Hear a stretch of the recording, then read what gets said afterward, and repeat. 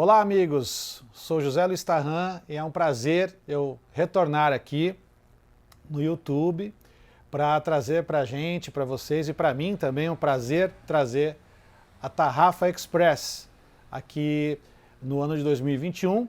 A Tarrafa Express que é oferecida pela Secretaria do Estado da Economia Criativa, Secretaria de Cultura, e é também um apoio da Lei Aldir Blanc. Então a gente agradece aqui esse apoio, essa premiação através desse edital. E sem mais delongas, eu vou apresentar aqui a nossa próxima convidada e vou fazer aqui uma apresentação formal, porque este evento é formal e a gente vai seguir. É bom ter um papel, um guia, como um cantor de videokê que olha para as letras das suas canções.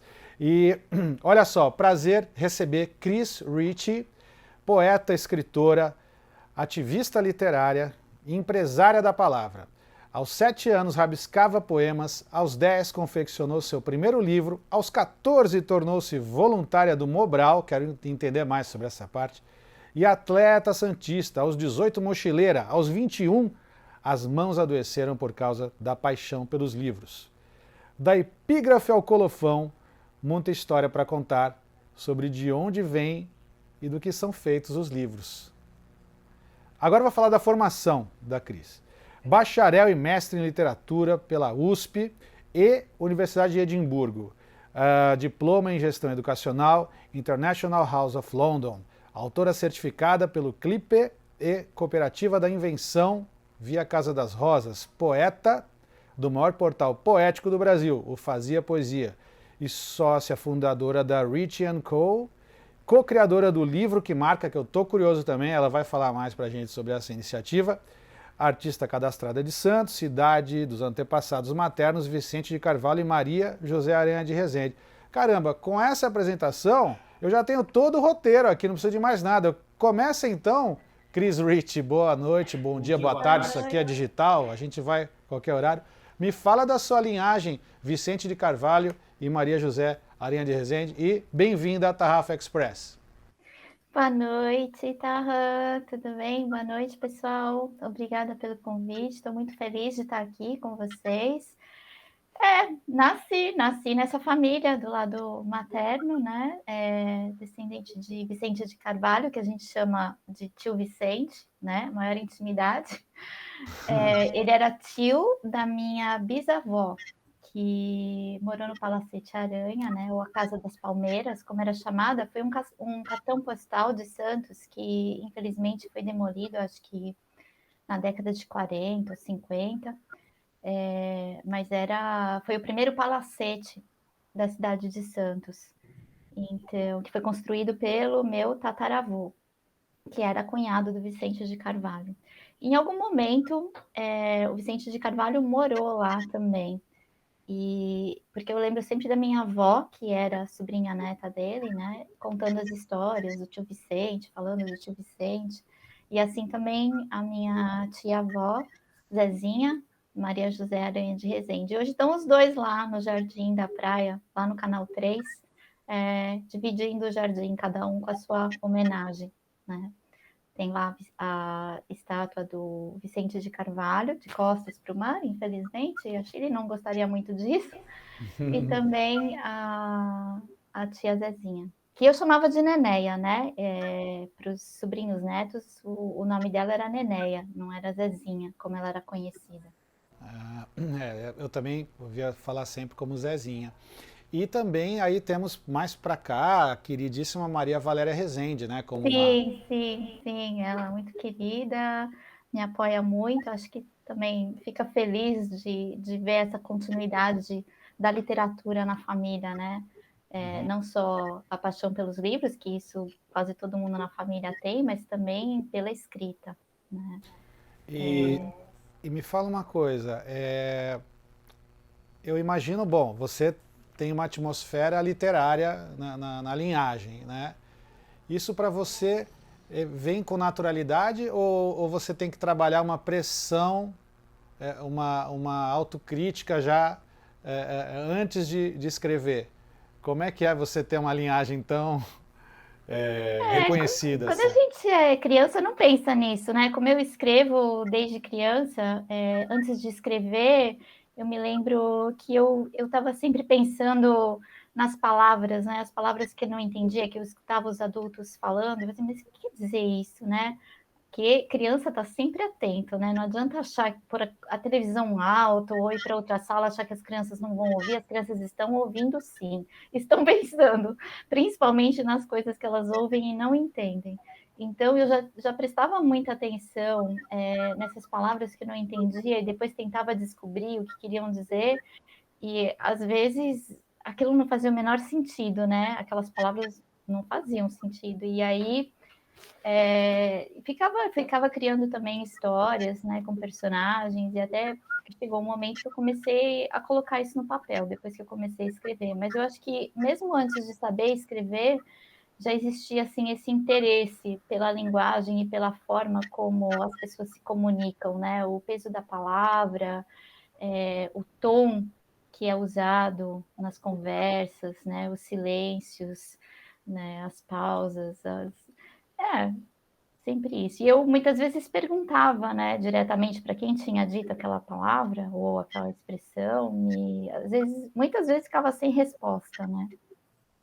Então, como tudo isso veio da infância, eu acho que não houve assim um momento em que eu tivesse pensado, ah, meu Deus, meu tio tataravô, minha tia-avó, minha prima, né, mais velha, é escritora. Mesmo porque a Valéria só começou a publicar a partir dos 60 anos dela, né? Então, quando eu era criança, a Valéria era um personagem mítico, assim, para mim, porque ela já estava fazendo trabalho como voluntária, missionária, né, da educação no Agreste.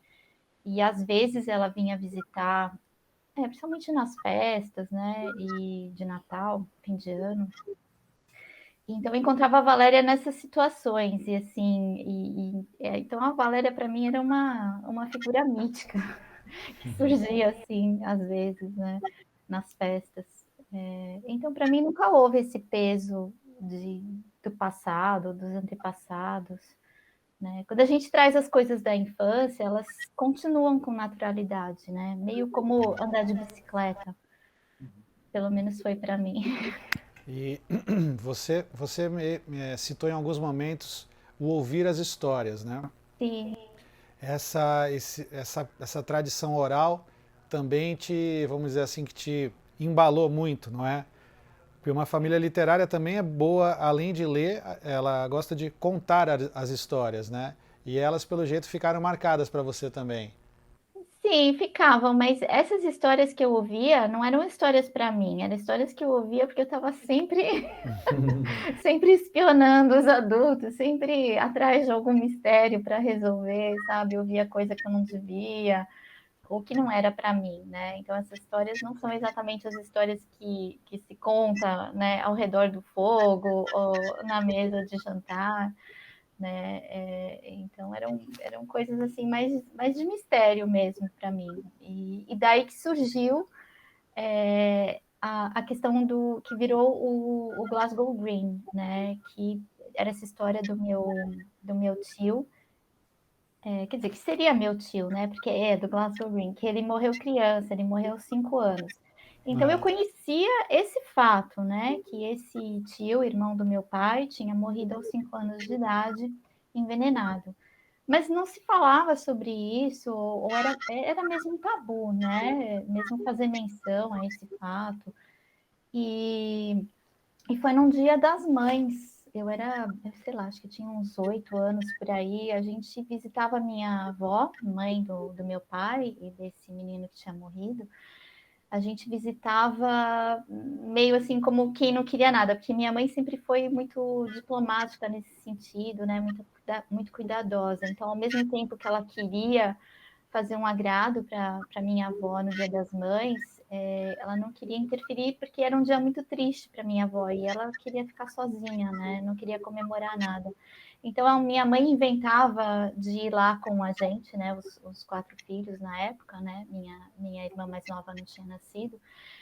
E a gente ia lá, sei lá, com um assado, um bolo, uma coisa assim, e minha mãe dizia, a gente veio aqui só trazer isso, tal, e aí a gente dava um beijo na minha avó e ia embora. Mas nesse dia, por alguma razão, eu fiquei sozinha com minha avó na sala e perguntei para ela por que, que ela não gostava do Dia das Mães. E aí ela me contou que tinha sido por isso. E aí eu comecei a fazer mais perguntas sobre as circunstâncias da morte, né, desse menino que seria meu tio. E meu irmão chegou, o meu irmão Andrew chegou e ficou assim chocado, né, porque a gente tinha instruções de não tocar nesse assunto de jeito nenhum, né, principalmente nesse dia. E aí, quando ele viu que eu estava fazendo perguntas sobre essa história, ele foi correndo contar para minha mãe, que estava na cozinha lá, guardando as coisas que ela tinha trazido. E minha mãe veio muito brava comigo, falar para eu ficar quieta, né? E a minha Super avó parceiro falou eles. assim, Foi super não parceiro. deixa ela perguntar, porque ela é a primeira pessoa que está querendo saber dessa história. E a partir desse dia, eu acho que a gente estreitou laços, né? Eu e minha avó, e a gente começou a conversar mais sobre a vida dela, sobre esse passado, mesmo o passado dela lá na Escócia. E dessas conversas todas acabou saindo o Glasgow Green, que é uma história, E então, que eu escrevo desde que eu tinha 8 anos, mais ou menos. que, que virou um misto de memória familiar com romance também, né, Ah, Cris? sim, sim, tem muita invenção nessa história, né? E o que eu acho curioso é que os fatos mais surpreendentes dessa história, eles são reais. E os menos, menos surpreendentes, eles são ficção, né? Então, mas eu não vou contar muito para não dar spoiler. Eu dou Não, spoiler aqui, que eu faço. exatamente. Nós somos lutadores contra os spoilers eternamente. Eu também. Então tem que ler o livro para saber. Não vou contar mais não. Boa. E deixa eu te perguntar outra coisa. A gente acaba tendo a gente sente que em Santos, né, nós que somos nascidos aqui, é, temos essa influência da nossa mistura cultural, né? Eu sou neto de libaneses que vieram pelo mar também. Tivemos já mesa aqui no festival falando das impressões literárias, as marcas literárias deixadas pelos visitantes que eram escritores como Elizabeth Bishop, Pablo Neruda, né? E como é que você sente essa mistura cultural e como ela se manifesta? Como é que você se vê nos traços da cultura escocesa? Como que ela se manifesta em você, por exemplo? Nossa, eu acho que é também uma curiosidade, se não uma paixão pela língua inglesa, né? Que justo nesse estreitamento da relação com a minha avó escocesa, eu acabei aprendendo muito sobre o idioma também com ela, né? A gente acabava sempre conversando muito em inglês. Então começa por aí, e aí a música, né, e as histórias que ela contava da Escócia. E na parte de literatura, eu me lembro que por causa dessa curiosidade, eu comecei a ler o Robert Burns, né, que é o poeta nacional escocês, né, o bardo escocês, que foi responsável por registrar, compilar as histórias, as canções, né, as canções escocesas, que as canções populares, né, que ficam muito dispersas, e eu comecei a ler, mas era muito difícil, porque ele escreve em Scots, né, que é não é um dialeto, mas digamos que é um inglês muito regional, né, com palavras diferentes da língua inglesa regular. Mas eu me sentia muito inspirada por ele, pela vida dele, né, que era um tanto desregrada, e E os temas também sobre os quais ele escrevia, que eram as pessoas simples, ou até o haggis, né? Ele tem um poema que é em louvor ao haggis. O haggis é o prato típico escocês, que é o estômago do carneiro recheado com outros miúdos e cevada e muito whisky. O haggis é mais ou menos, a gente pode fazer um paralelo com uma feijoada. Quando é bem feito, é muito bom. Quando é feito mais ou menos, é muito ruim. O Rex é a mesma coisa.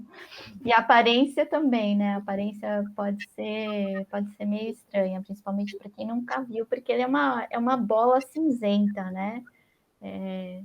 E aí, também para quem nunca viu feijoada, aquela coisa preta toda ali, cheia de pedaços, também pode ser estranha. Como foi para uns tios escoceses que vieram para o Brasil visitar, e minha mãe fez uma feijoada. E eles acharam aquilo uma coisa muito feia. E a feijoada da minha mãe é boa, viu? Mas eles acharam ruim aquilo, acharam horrível, comeram por educação. Mas, enfim, você pediu para falar de literatura, eu tô falando de comida, né? Eu também gosto de falar de comida. Mas a Mas, assim, a gente comida é um começou, traço cultural importante. A gente também adora falar de comida. falando de Robert Burns, que foi meu primeiro contato, assim. Depois eu procurava, conforme eu fui crescendo, fui procurando conhecer melhor a literatura especificamente escocesa, não britânica, né? Mas especificamente escocesa. E o que eu acabei estudando no mestrado foi um poeta escocês, também um poeta da cidade de Glasgow, chamado Edwin Morgan, que é uma paixão também, né? Um poeta muito interessante. Ele faleceu há poucos anos e ele tem uma produção incrível, incrível, porque ele escreve desde o soneto clássico até poemas experimentais, poemas para serem performados. Com som, só trabalhando com som, uma coisa muito experimental mesmo. Então, por isso eu acho ele incrível. A gente pode estudar toda a história da poesia mesmo num único poeta, e foi por isso também que eu escolhi como objeto de estudo do meu mestrado. E tem pouca literatura escocesa no Brasil traduzida, não é, Cris? Olha, eu não sei dizer especificamente, eu sei que o Edwin Morgan, há uns anos atrás, ele foi traduzido principalmente pela Virna Teixeira, que, se não me engano, produziu um pequeno livro, né, com tradução de poemas dele. Eu também traduzi alguns, eu participei da edição até de uma revista com... Eram 5 versões de um poema dele, né? 5 versões brasileiras de um poema do Edwin Morgan.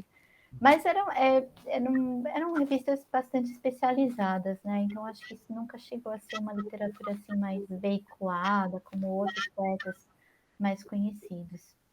Até o Robert Burns.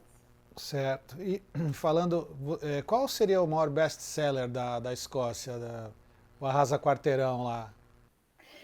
Olha, eu vou arriscar dizer que é o autor do Trainspotting, que agora me foge o nome, viu? Mas que você conhece o Trainspotting, que é o filme? Irving Welsh? Será? O Irving Welsh. Tá.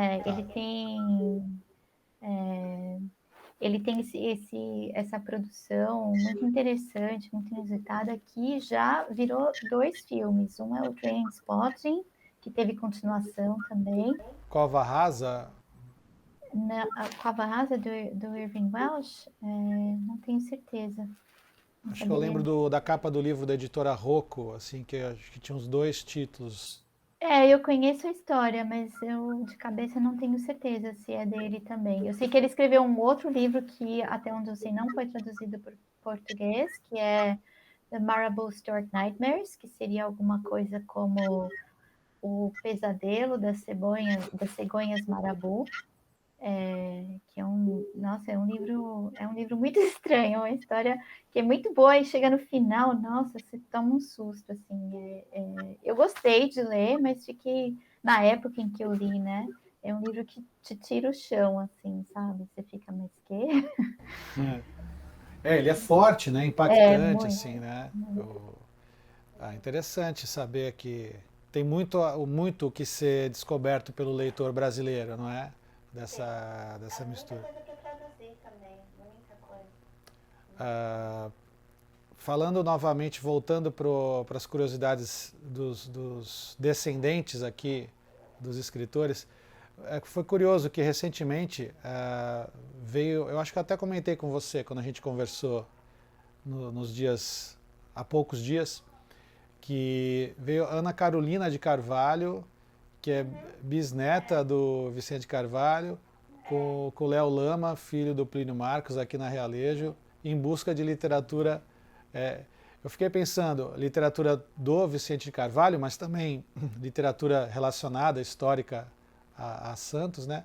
Eu fiquei pensando, mas que legal ser bairrista e ter tanta história guardada aqui dentro, né? Que a gente quer tentar libertar, vamos dizer assim, né? E é interessante esses ecos, né? Através dos descendentes que ainda vêm e mexem nessas histórias e trazem à tona novamente, né? Através deles mesmos, né? E vamos...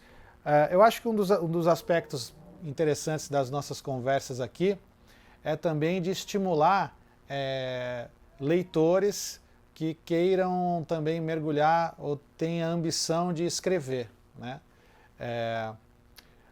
Como é que essa ambição nasceu em você, Cris?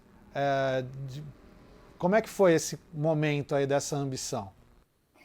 Bom, eu não sei se chegou a ser uma ambição, né? Ela nasceu como uma coisa, quase como uma ideia de destino mesmo, né? Como eu te falei, eu sempre prestei muita atenção à linguagem, né? Tanto em português quanto em inglês, em como as pessoas se comunicavam, que palavras usavam, né? As palavras difíceis, aquelas que eu não entendia, né? E aí, quando eu sempre achei que eu ia ser escritora, né? Era assim, aquela coisa de criança, né? Que você acha, quando você vai ser? O que você vai ser quando crescer, né? Eu pensava, bom, se eu não for jardineira, eu vou ser escritora.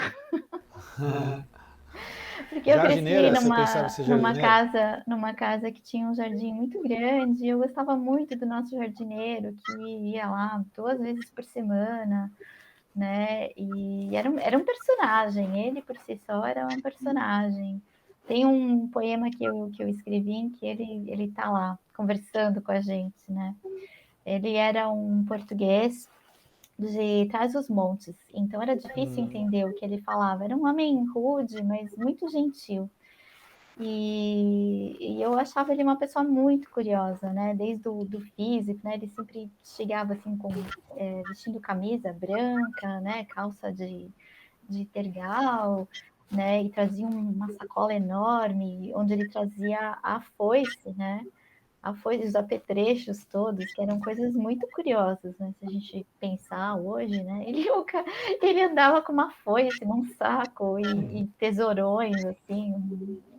E aí ele chegava lá, era um homem baixinho, baixinho. A gente pensava, né? Nossa, mais um pouco a gente passa o seu Aníbal, era o nome dele, né? Então tinha essa corrida para passar o seu Aníbal, né? Então eram coisas que vinham naturalmente, né? Que eu pensava, bom, eu gosto de plantas, gosto de jardim, gosto de estar no jardim, eu gosto das palavras, gosto de ouvir as pessoas falando, gosto de livros, né? É isso que eu vou ser. Então, acho que nunca pensei em ser escritora como uma ambição, né? Eu sempre pensei nisso como um destino, né? Mas é muito E bom sempre isso. escrevi, né? E nunca parei de escrever, mesmo quando eu praticamente não tinha tempo para isso, né? Houve períodos na minha vida em que eu cheguei a trabalhar 16 horas por dia, né? E dormia muito pouco também, então escrever achar tempo para escrever era como, nossa, agulha no palheiro, né? Mas mesmo nesses períodos, eu escrevia. E me fala uma coisa, você fala eu escrevia. Tem algum dos segmentos, dos gêneros literários que você se sente que é o teu ímpeto maior? É a prosa ou é a poesia?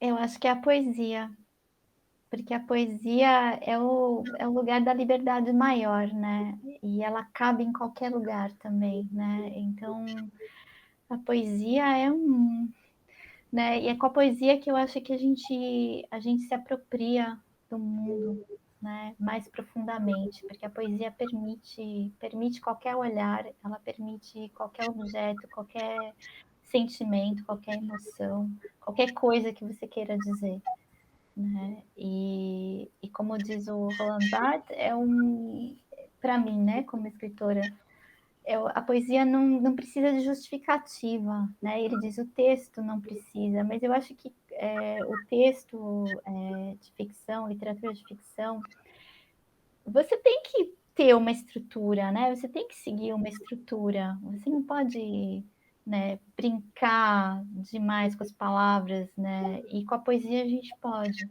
né? Você vê mesmo o Grande Sertão Veredas, né, que tem essa parte muito criativa, né, do vocabulário do Guimarães Rosa, o romance todo tem uma estrutura muito clara, né, uma narrativa muito clara. Tem um Embora ele rigor. seja extremamente poético em muitos trechos, né, ele tem uma estrutura que o leitor pode seguir, qualquer tipo de leitor pode seguir. E a poesia pode ter essa estrutura também, ou não, né? A poesia pode ser um grande jogo, né? De mostrar e esconder, né? Então, eu Mas, gosto disso. mas essa produção poética, ela, claro que tem a margem da intuição, mas ela passa por muita construção também, né, Cris? Sim, Ah, sim, não é uma coisa jogada, tem muita reflexão por trás de um poema, né? Muita, por trás de um bom poema. Tem muita reflexão, porque a gente está trabalhando em vários níveis, né? E em vários aspectos. O vocabulário, o som, a imagem, né? E o que se quer dizer. E do que a gente quer brincar também, né? Na criação de um poema. Por isso que um bom poema nunca envelhece e nunca se torna cansativo, porque cada vez que você chega nele, você encontra algo novo, né? É como uma cebola, como mais de uma poeta já escreveu sobre a poesia como uma cebola, né? Uma delas é também de Glasgow, a Carol Ann Duffy, que tem um poema muito, muito bonito sobre que é para Valentine's, né? Então ela oferece a cebola como um presente do Dia dos Namorados. Eu traduzi esse poema, ele é muito bonito. E você pensa, uma cebola de presente do Dia dos Namorados? Vai ver o poema para ver o que é a cebola. É e, demais. e dentro da poesia brasileira, me fala alguns poetas que você adora ler. Olha, eu gosto muito da Ana Martins Marques. Eu adoro a poesia dela. E também da Marília Garcia. E de outros mais antigos também. Como o Cruz e Souza. Como... Ai, eu leio mais os contemporâneos. Mas é bom Augusto saber dos Anjos, Machado de alguns dos Assis. Eu gosto muito da Mosca do Machado de Assis.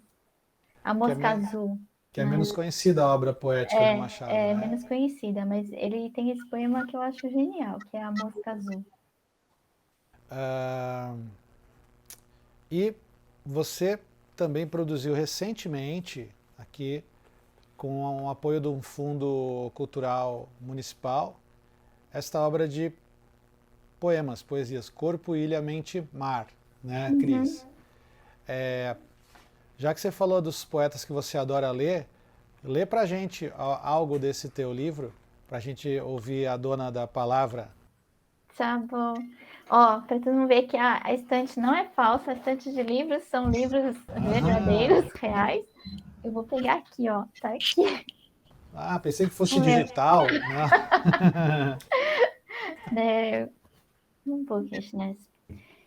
Esse livro, ele foi escrito a partir da situação de isolamento, né? Durante a pandemia, logo que veio a notícia, a Vanessa Raton propôs o desafio poético de um poema por dia, com um tema que era definido no dia anterior.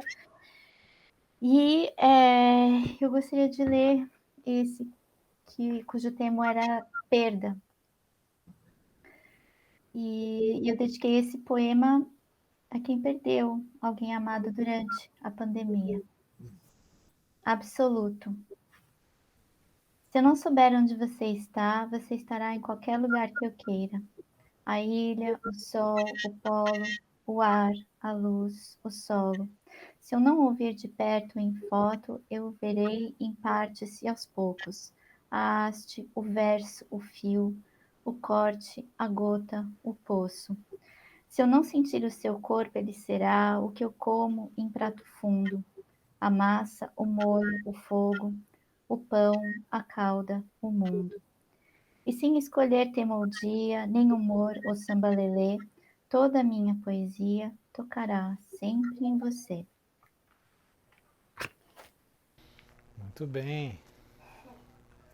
E a pandemia ela acabou sendo, além de ter toda essa dor, né, das perdas, ela também virou uma força de produção, né, criativa e também de desaguar, né, em textos as reflexões de todas as formas possíveis, né? Então a gente tem visto ensaios psicanalíticos, né, sobre o isolamento e a experiência da limitação, não é? A poesia, né, nesse caso. E então acaba sendo um período também que marca as perdas, mas marca também a produção criativa, né? Por a gente estar vivendo a história mesmo, com toda essa dificuldade maior ainda que é no Brasil, né? Assim, e me fala, Cris, obrigado pela leitura.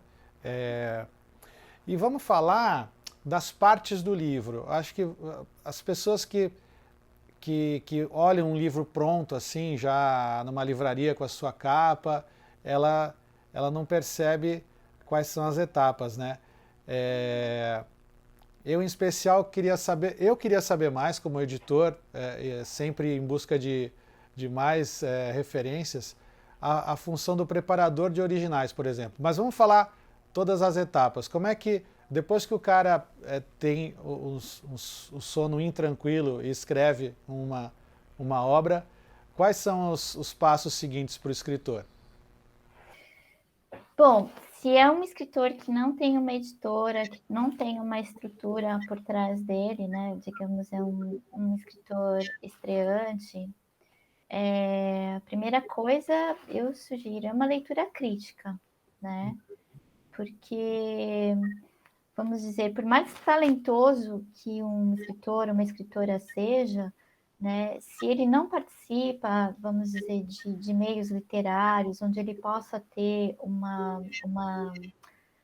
um feedback sobre seus textos, né, durante a produção, como tem em vários cursos, como o clipe da Casa das Rosas, como cursos do Barco e outros de escrita criativa, onde você discute a sua produção, né? Discute, lê e recebe feedback. Eu sugiro que seja uma leitura crítica, porque quando a gente escreve um livro, seja ele de poesias ou um romance, um conto, a gente está tão envolvido com a história que não percebe certas falhas, né? Certos maneirismos, né? Às vezes a repetição de uma determinada palavra, às vezes um furo na história, né? Ou uma palavra num poema que não se encaixa tão bem. Então, a leitura crítica é o primeiro passo, né, antes de uma publicação. E depois disso, né, ter um design gráfico, né, definindo o design do livro, muita revisão, antes, durante, depois, né? E depois também, porque sempre tem uma segunda edição, terceira edição revisada, né? A revisão é uma coisa que não tem fim, né? O Hemingway é que escrevia a mesma frase 8 vezes, 20 vezes, 18 vezes. Ele não parava de revisar os seus textos, né? Mesmo depois de publicados, ele continuava revisando. E eu acho que é uma. Não tem. É como se a obra nunca tivesse finalizada, né? Tá sempre para melhorar, seja quem for o autor, a autora, né? Então, acho que esse é o caminho, né? E, sinceramente, a parte que eu acho mais difícil como autora, preparadora, revisora, independente ou autora de uma editora, é a distribuição. Então, o papel do livreiro é fundamental, o papel da livraria é fundamental nessa cadeia do livro, né? Para que o livro chegue ao autor. Porque como autor independente, mesmo as autoras, né, como a Regina Azevedo, por exemplo, que tem um grande número de seguidores no Instagram e ela vende os livros dela por ali, que aliás é uma poeta que eu também gosto muito e leio, ela, bom, ela tem um determinado alcance, né? Se a gente não fala dos autores, se a gente na livraria, se as livrarias não têm os autores, eles acabam não chegando ao grande público, né? Sim, e se não tem também, e se não tem as livrarias, aí que a coisa fica radicalmente abstrata, né? Claro que as redes sociais são muito boas, o próprio YouTube, onde a gente está agora, né, discutindo literatura, mas se não se manifesta no espaço físico, né, na paisagem urbana, se perde mesmo, né? Enquanto você, né, enquanto você falava sobre as partes do livro e leitura crítica, eu lembrei de uma matéria que fizeram uma vez fizeram uma pegadinha com a Folha de São Paulo, apresentando de uma forma anônima os originais de um escritor, não disseram quem era, e botaram esse escritor para ser avaliado por editoras. A Folha fez uma pegadinha. Uhum. E, e ele foi recusado pela grande maioria, só que era Machado de Assis. Então, olha que sacanagem fizeram. E aí depois apresentaram o que era o Machado, e aí o pessoal tinha que se explicar, né? Por que foi recusado. Mas é isso, o mercado editorial também passa por fases, por maneiras, olhares, né? Nada é absoluto, mas eu também tenho um pouquinho de birra com o nome. Eu sei que não existe outro melhor. Aliás, a gente podia fazer uma campanha, Cris, para ver se acha um nome melhor do que escritor independente, livraria independente. Eu não consigo pensar num nome melhor, mas eu não simpatizo com o nome Pode independente. ser de verdade? Não é? Orgânico, não consigo É pensar. orgânico, é de verdade, como você nunca viu. Não somos Vamos de pensar no algoritmos, né? nome, vamos pensar no nome. Né? Era uma campanha legal para a gente tentar construir. É, e me Eu mesma fala. não uso esse termo, eu uso eu uso um apelido, né? Eu falo indie, né? Que vem do inglês também, né? Aham. Como você tem indie rock, indie this, indie that, eu me intitulo professora indie, professora e autora indie. Eu acho. Não é a palavra completa, né? E tem uma sonoridade palatável, mas concordo com você, não é uma palavra assim que Que define todo passa, o trabalho, né? né, passa algo de autossuficiência que não é verdade, né? A Porque gente não é, a gente precisa uns dos outros, né? E é uma cadeia muito grande, mesmo como autor independente, vamos dizer, livraria independente, tem toda uma cadeia, um número enorme de pessoas, né? Apoiando, trabalhando com a gente. Né? E essa questão do escritor, dito aí, chamado independente, ter que assumir também as questões de divulgador da obra, isso é pesado, acho pesado mesmo, porque apesar de a gente também, apesar de ser bom o autor conhecer dessas etapas do livro, né, são funções muito distantes, não é? Umas das outras. E outra dica que eu dou também para os autores os aspirantes a autores que me procuram, assim como você falou da leitura crítica, que realmente é algo importante, né? O autor, é essencial ter um olhar crítico que não o seu, né? A outra coisa que eu sugiro sempre é que o autor conheça o catálogo da editora para quem ele vai oferecer os originais, né? Porque tem que ser parente o texto tem que dialogar com o catálogo existente, né? Isso no caso do autor procurar uma editora estabelecida, comercial, né? Certamente. Existe essa confusão, né? Eu acho que para quem não conhece o meio, hoje falar, editora tal, né? Mas não pensa que a editora tal trabalha com um determinado tipo de livro, né? E você pensa, mas que tipo de livro? Qualquer livro é livro? Não, tem editoras que trabalham só com poesia, só com não ficção, em áreas específicas do conhecimento, como filosofia ou ciência, né? E por aí vai, livros espíritas, ou literatura clássica, né? Literatura de autoajuda. Então, cada editora tem o seu tipo de publicação. E as que trabalham com vários desenvolvem selos, né? Acho que essa ideia também não é muito clara para o leitor em geral. Então, você tem uma grande editora, né, que tem selos, ela tem um nome, então é um grupo, e sobre esse grupo existem vários selos, e cada um se especializa numa área. Então, pode ser clássicos, autores brasileiros, autores franceses, né, poesia, novelas e por aí vai. Então, eu acho que falta às vezes um pouco dessa orientação, né, a quem pretende publicar um livro, seu primeiro livro, precisa conhecer a editora, né? Então pesquisa por tipo de obra que aquela editora produz, que é pelo catálogo, justamente. Olha, a gente está criando um livro de autoajuda para escritores. Olha aí, acho que É o vai, vai, manual, autoajuda não. vai ser um O que sucesso. fazer quando você tiver um bloqueio? O que fazer quando sua mãe diz que seu livro não está bom? Aí é autoajuda.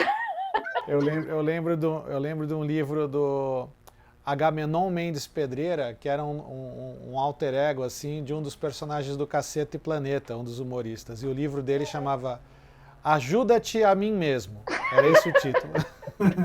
É o livro mais honesto de autoajuda, com todo respeito a quem lê autoajuda.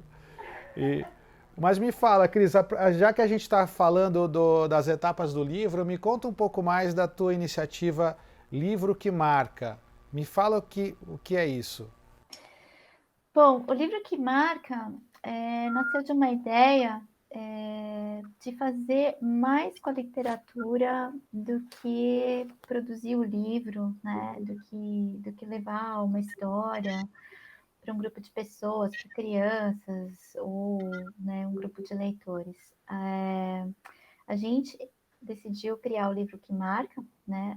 Eu e a Luciana Iser Setúbal, com uma forma de ativismo literário. Até nas nossas conversas, esse foi o nome que acabou surgindo para explicar o que a gente ia fazer, né? Num primeiro momento era, o que a gente é? Porque a gente não é editora, né? A gente pensou, bom, por um momento foi escritório literário, mas o que é um escritório literário, né?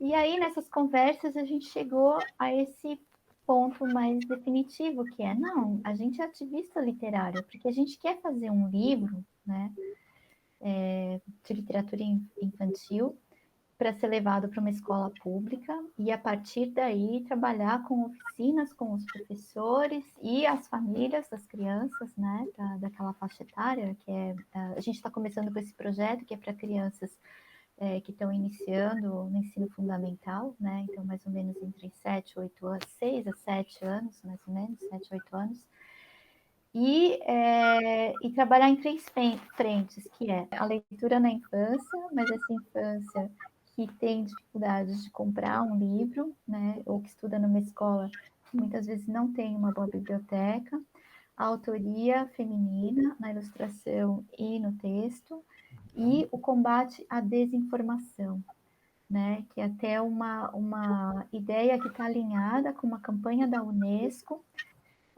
porque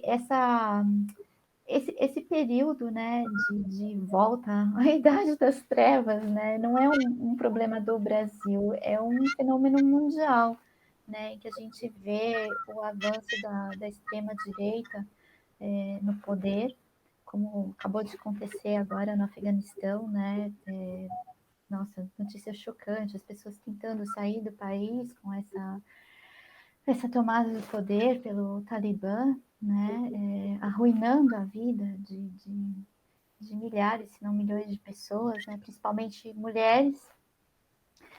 E então existe essa campanha pela Unesco e a gente está buscando o selo da Unesco para o nosso livro que marca também, porque um dos grandes objetivos que a gente tem com essa literatura infantil é a valorização da ciência, né? A valorização do pensamento crítico, né? Que tão necessário, né? Mais do que, sei lá, há 20 anos atrás, parece que hoje a gente tem que ficar defendendo o óbvio, né? Então a gente tem essa ambição, né? Você estava falando de ambição antes, ambição de autora eu não tive, mas ambição com a literatura eu tenho essa, né? De talvez conseguir transformar esse cenário de retrocesso em algo ah, que celebre a diversidade, a liberdade, né? A ciência, que é o que a gente precisa, né? Urgentemente, não é? Urgentemente. E discutir sobre o óbvio é muito maluco, né? Mas a gente precisa entender que é necessário e urgente. Falando de livros infantis, eu quero só mostrar aqui rapidamente o seu Ainda Não, Ainda Nunca. Você também escreve para as crianças. Me fala como foi essa viagem, essa experiência aqui, Cris. Essa história, modéstia à parte, é muito linda. E ela tem uma história, esse livro tem uma história, que é no clipe da Casa das Rosas, eu conheci a Maria José Pita, que é também autora e ilustradora.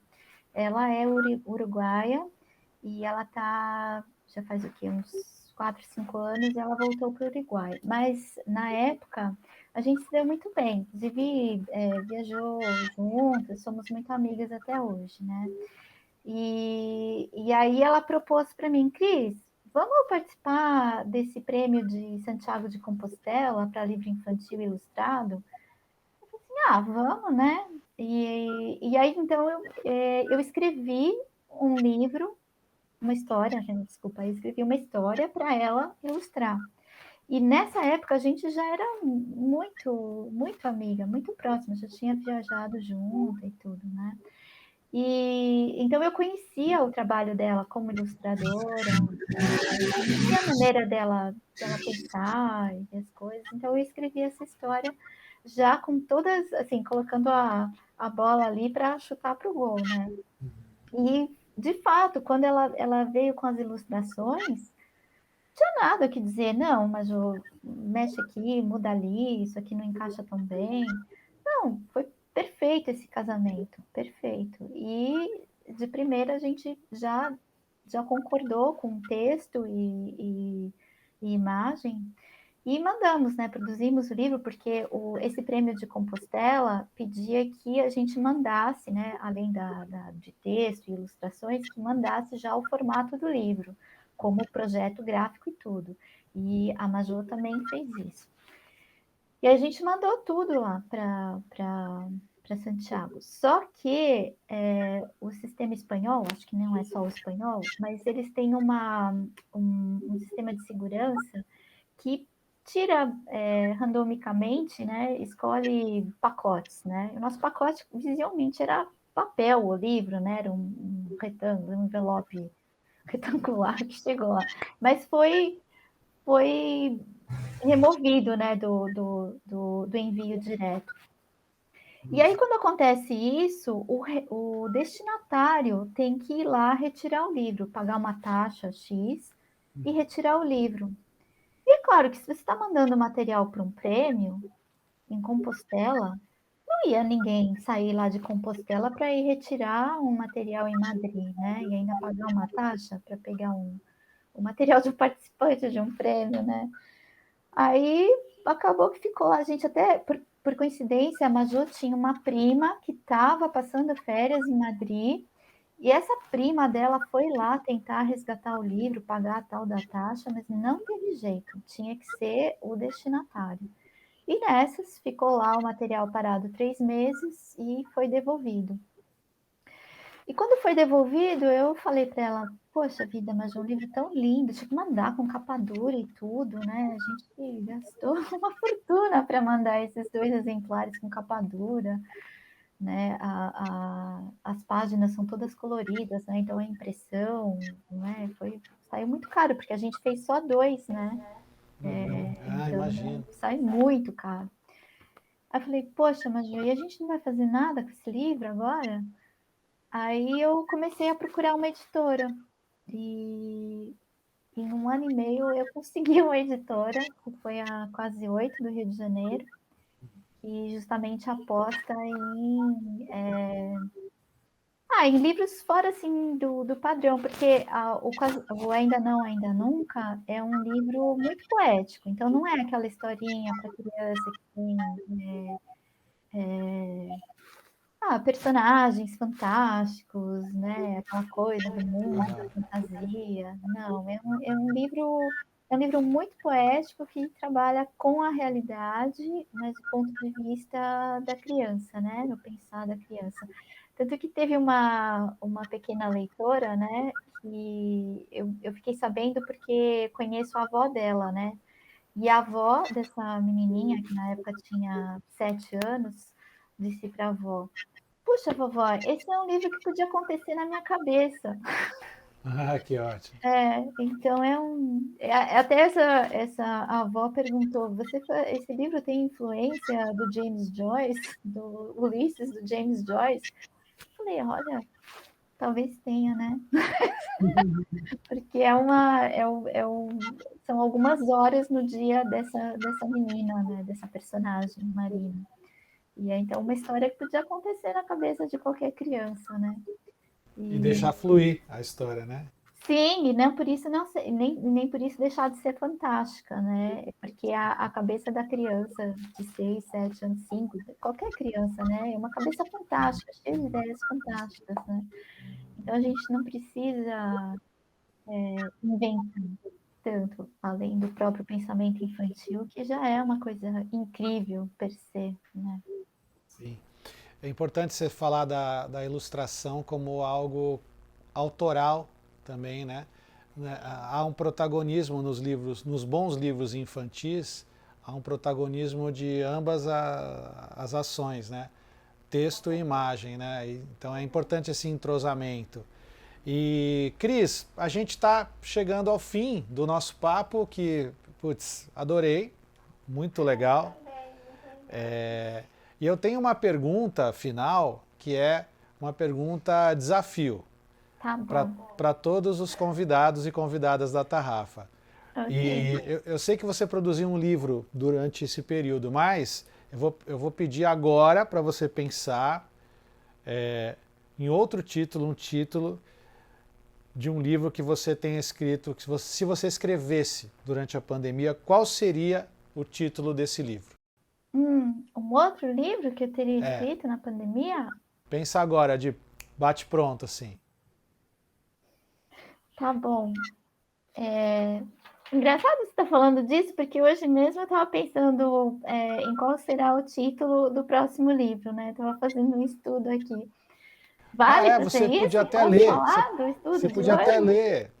A gente podia ouvir um pouquinho. Você está produzindo agora uma novela, não é isso? Isso, é. Ah, lê um trecho da novela e você me enrola e depois você manda o título, tá bom? Tá, tá bom. Então leia, faça uma leitura, por favor. Tá, eu vou ler então, né, como você disse, é uma novela que eu comecei a escrever esse ano Aham. e assim, tem um projeto que funciona mais ou menos no seguinte esquema, ela tem capítulos muito curtos que sempre terminam com um diálogo, né? A ideia de ter os capítulos curtos é justamente porque a vida passa muito rápido, né? É tudo muito rápido. Quando a gente vê, já foi. Então, eu vou ler o que eu escrevi hoje. Pode ser? Esse capítulo curtinho de hoje? Ótimo, muito legal para a gente ouvir. Tá bom. Por enquanto é o capítulo 11. Depois da formatura, consegui um bom emprego na Cosipa, em Cubatão. Eu não tinha verba para ir e vir todos os dias, muito menos para alugar de imediato um lugarzinho qualquer. O pragmatismo ditava que eu encontrasse um trabalho perto de casa, ainda a casa dos meus pais em São Paulo. Mas aos 23 anos, um engenheiro metalúrgico enxerga mais o sonho do que a sua impraticabilidade. E era um sonho expandido caminhar entre os altos fornos da Companhia Siderúrgica Paulista, cujo um dos criadores fora meu pai. Sorte que a família de um colega da faculdade, aprovado no estágio comigo, tinha um apartamento de temporada na Avenida Presidente Wilson, em São Vicente. E fomos eu e ele morar lá. O endereço exigia uma viagem diária, contudo, o colega tinha um carro e eu era seu carona oficial, inclusive nas viagens de volta a São Paulo nos fins de semana em que ele decidisse visitar os pais. Ou melhor, dar um trato no estômago, ter esse carinho de casa de vó, de mãe. A gente não cozinhava, não tinha nem vontade nem tempo de se preocupar com compras e utensílios domésticos, além do que oferecia o apartamento de temporada. Por outro lado, tínhamos tempo e vontade de sobra para o futebol na Praia da Divisa no fim de tarde. A jornada de 6 horas abria a brecha para 10 horas de uma vida em temporada, mais a possibilidade de 8 horas de sono, que quase nunca eram usadas para dormir. Tomar o café da manhã na panificadora Itararé era o ponto inicial dessa rotina plena de liberdade. Bastava atravessar a rua e lá estava o balcão vitrine à nossa disposição, com assados e fritos de véspera, fazendo mais sábia a pedida da média com manteiga na chapa e o café com leite no copo. Matávamos ali a fome da manhã, quebrando o jejum de silêncio sonolento que nos conduzia às primeiras palavras do dia, além das saudações e pedido ao atendente. Às vezes, inusitados diálogos surgiam com os personagens recorrentes da nossa vida de praia. Estávamos tão envolvidos na rotina de jovens assalariados solteiros na cidade de temporada que sempre me surpreendia a lembrança de que famílias, com crianças pequenas e moças uniformizadas comprando o pão e o leite do café da manhã das patroas, frequentavam a nossa padaria. Uma dessas famílias morava a 2 quadras dali. Soubemos pelo atendente. A jovem copeira vinha acompanhada de 2 meninas de 3, 4 anos. Difícil dizer idades quando não convivemos com elas. A menor tinha cabelo loiro cacheado e olhos azuis. Pedia sempre jujubas à caixa, que lhe entregava o pacotinho açucarado sem cobrar, só pelo prazer de agradar uma criança tão linda, de vê-la sorrir e, quem sabe, se fixar em sua memória como alguém que lhe quis bem, sem saber que depois de comer as jujubas, a criança se recusava a comer um mingau de aveia e um dia cairia muito doente. A irmã maior era morena, tinha os cabelos castanhos e usava óculos com um tampão de gibi. Ela sempre pedia para segurar o saco de pão e o abraçava como se fosse um bicho de estimação. Um dia, alguém no balcão apresentou uma tese sobre o futuro dessas meninas, que quando crescessem seria difícil para a Moreninha arrumar um namorado, que ela viveria à sombra da beleza da irmã. O vaticínio sobre crianças parece ser uma vocação natural das mentes não científicas. A partir dele, descobrimos que tipo de ambiente em que tipo de ambiente uma pessoa cresceu, no que ela acredita e como se comporta com relação aos outros. Olhei para as meninas como que para confirmar ou rebater o adivinho, e justo a morena me pegou a examinando. Abraçada ao saco de pão, ela sustentou o olhar, e não só me encarou, como deu um pequeno passo em minha direção. Parecia dizer: Você quer me olhar? Pois então, olhe e diga o que tem para dizer. E o que eu tinha para dizer para uma garotinha com tampão nos óculos me encarando? Oi, oi, você gosta de ler gibi? Gosto. Da turma da Mônica? É. Você já sabe ler? Sei. Você lê gibi? Faz tempo que não leio. Leio jornal, revistas, as notícias. Minha mãe também. E ela lê livros. Eu gosto dos livros dela. Puxa, você é esperta, hein? Sou. E vesga. Peraí. É que meu mouse tá com problema. Peraí. Puxa, você é esperta. Sou. E vesga. Por isso uso tampão. Quando eu crescer, eu vou ficar boa, mas meus olhos nunca vão ser azuis. A cor não é importante. Meu pai acha que é. Ele tem olhos azuis. O meu também tem olhos azuis. E veja só, eu tenho olhos castanhos, como a minha mãe e como você. Ele não acha importante ter olhos claros? Não, ele acha importante saber ver, entende? Eu também não sei ver bem. Eu preciso usar óculos. Quer dizer, eu quis dizer perceber as coisas, as pessoas, o mundo. Eu também usava óculos com tampão quando era criança. E você ficou bom. Fiquei. Você também vai ficar. É assim termina esse capítulo. Bom dizer, bom lembrar que eu acabei de escrever esse capítulo, não teve revisão, não teve preparação, não teve leitura crítica. Não teve as Então, outras partes da Chris Ritchie, só não, teve não a tem. parte autoral e está no calor da hora. Mas isso aí é demais para o leitor receber assim generosamente por você. Eu gostei bastante. Parabéns. Ficou curioso? Fiquei. Esse é um livro também que não cita o nome de ninguém. Nenhum personagem tem nome. Você tem menções de datas e lugares e fatos, né? Mas ninguém tem nome. E esse personagem é construído sempre a partir dessas lembranças e desses encontros.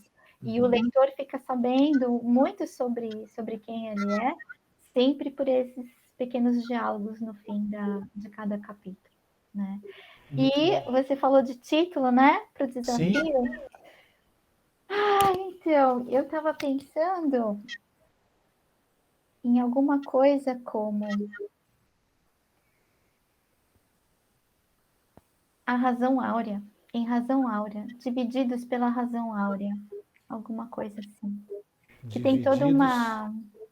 uma ideia que não tem a ver com a pandemia em si, mas tem a ver como existe esse padrão, né, da medida das coisas em tudo que existe no universo, desde do microcosmo ao macrocosmo, né? Tudo que é perfeito, vamos dizer, ou que tem uma proporção agradável, ele segue essa medida, que é um número φ, que é 1,618, né? Que é aquela que você vê na razão áurea, que é aquela curva, né? Que a gente encontra desde conchas, no miolo do girassol e na forma das galáxias, né? Então, como essa novela é sobre a passagem do tempo, né? E como a vida é grande e tão pequena, como pode ser tão grande e tão pequena ao mesmo tempo, né? Nesse universo imenso, né? Que é tanto o microcosmo quanto o macrocosmo, né? A gente está mais ou menos no meio entre essas duas coisas. Muito Então, bom. o título vai ter alguma coisa a ver com isso. Você cumpriu o desafio e com a exatamente com a curva das galáxias, nós terminamos a nossa conversa aqui com a muito Cris obrigada. Ritchie, na Tarrafa Express. Muito obrigado mais uma Muito vez, obrigada. adorei. Obrigada. A gente se vê em breve. Obrigado. Tchau. Valeu. Tchau, Tchau, tchau. tchau.